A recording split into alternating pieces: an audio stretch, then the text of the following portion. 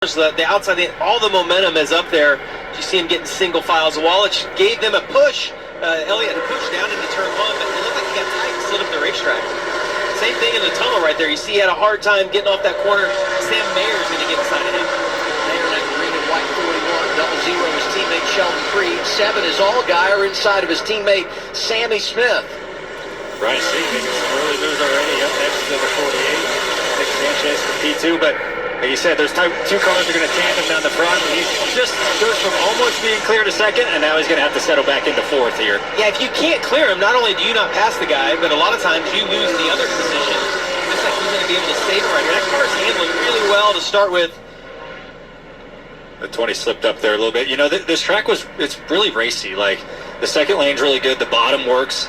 2.5 lanes up is good, but it's like a fine line. If you get your rights to that third lane, the start of the third lane, it's just dust. So and you can't really see it, so it takes a while for everything to just get cleaned off.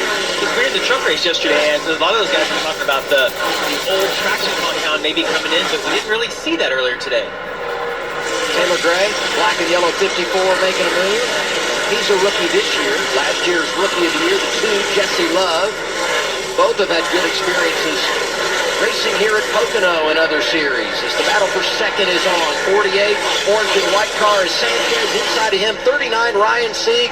Both come in dancing right around that playoff cut line. And look back behind him. Yeah, Sieg's really good. He's been able to get inside the Sanchez both times. Just can't complete the pass to go down the front stretch. Whoa! Look at Jesse Love, people lose. You see Sammy Smith is right on his bumper right there. And you know, Ryan, the one thing for me at this track, it doesn't feel fast until that moment happens. Yeah, push. Austin Hill, a winner here, out of line, little 2 for 1 as he takes it to the tunnel turn. Momentum is just so big here. You know, if you just have one slip like we just saw, you know, now you're in really, really bad shape. So it's just so big to not have moments like that, but it's tough because you have to be committed, right? You're on the edge, that's going to be tight right there. Oh! He's going around. On board with Daniel Dye, rookie from Florida. He tried the whole turn driving sideways. Doesn't hit anything. Everyone gets through. Caution is out 4 laps in. They did a good job of number one, saving it, right? Like, I'll call that a save, right? Even though he kind of half spun, he didn't overcorrect in the wall. He did not take out the car outside of him. To me, it looked like he just entered a little bit too close. I think it was Mayer that he was trying to pass. I love that you called it.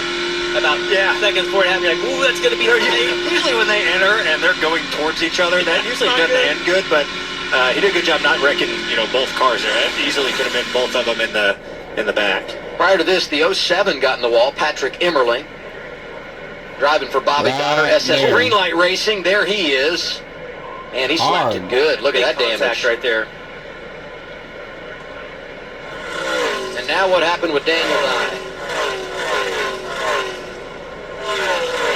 He got really lucky that the splitter didn't grab into the grass right there. I don't think there's any damage there.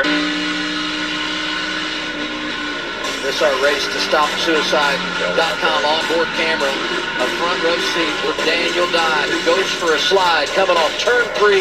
Early caution at Pocono. Of emergency lights and sirens. Nice shot of Harrison Burton there. The Dex Imaging Ford Mustang up 9 spots. Had to start in the back. Harrison's been doing a good job this year in that 25 car. They work really, really hard. You know, they do a great job of a new team trying to come to the track. Harrison's been a great help over there, and I think they're going to continue to keep going forward today. Yeah, he was fit to practice, and inside of 5 laps to go, stage 1, NASCAR Xfinity Series at Pocono. A couple of early cautions. Now things have settled out. And you got to believe that strategy is going to be a part of the equation. I mean, you know that's the case. We always know it when we come here because you can pit and not lose a lap and flip the stage and all that. Let's start the strategy conversation going on board Harrison Burton, who made that earlier pit stop. Yeah, they've done a great job here. Harrison Burton's running 2.5, 3 seconds at times off the pace, just trying to get to this next stage break. And they do that for multiple reasons. One is to save a little bit of fuel, but he's also saving tires. They're going to stay out most likely at this next stage break. And even, Ryan, if they fall back to 8th or 10th or 12th, wherever that is at the end of the next stage, it's still going to be better than trying to drive up through the field.